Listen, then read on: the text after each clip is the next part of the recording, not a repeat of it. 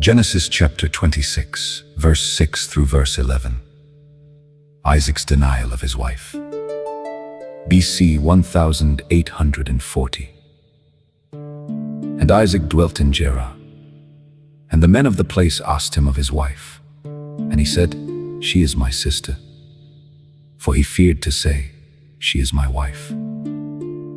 Lest, said he, the men of the place should kill me for Rebekah, because she was fair to look upon.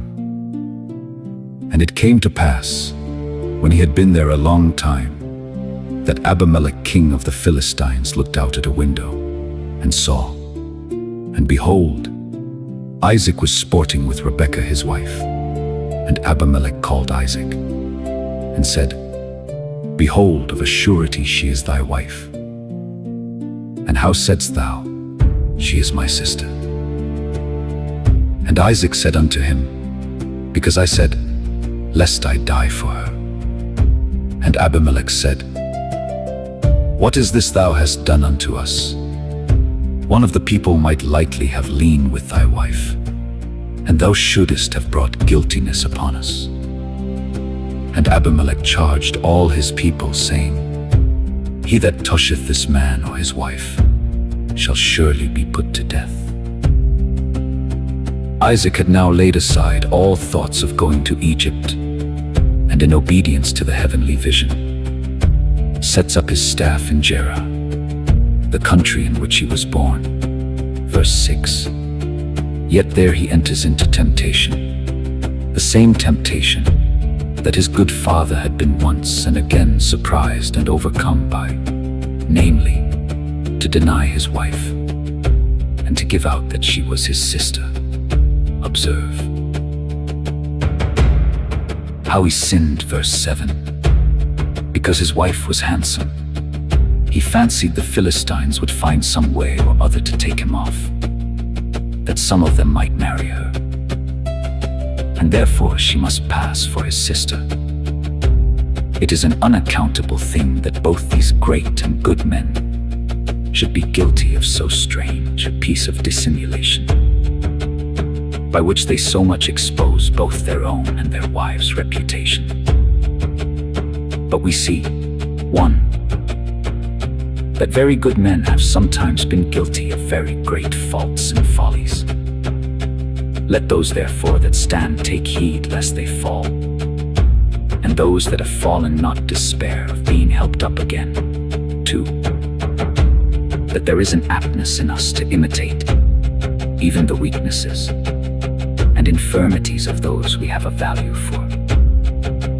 We have need therefore to keep our foot, lest, while we aim to tread in the steps of good men, we sometimes tread in their by-steps. How he was detected, and the cheat discovered, by the king himself, Abimelech. Not the same that was in Abraham's days. Chapter 20. For this was nearly 100 years after that. But this was the common name of the Philistine kings, as Caesar of the Roman emperors saw Isaac more familiar and pleasant with Rebekah than he knew he would be with his sister. He saw him sporting with her, or laughing. It is the same word with that from which Isaac had his name. He was rejoicing with the wife of his youth. Proverbs chapter 5, verse 18. It becomes those in that relation to be pleasant with one another, as those that are pleased with one another. Nowhere may a man more allow himself to be innocently merry than with his own wife and children. Abimelech charged him with the fraud. Verse 9 showed him how frivolous his excuse was, and what might have been the bad consequences of it. Verse 10, and then, to convince him how groundless and unjust his jealousy of them was, took him and his family under his particular protection, forbidding any injury to be done to him or his wife upon pain of death. Verse 11 note, 1. A lying tongue is but for a moment. Truth is the daughter of time, and in time it will out too.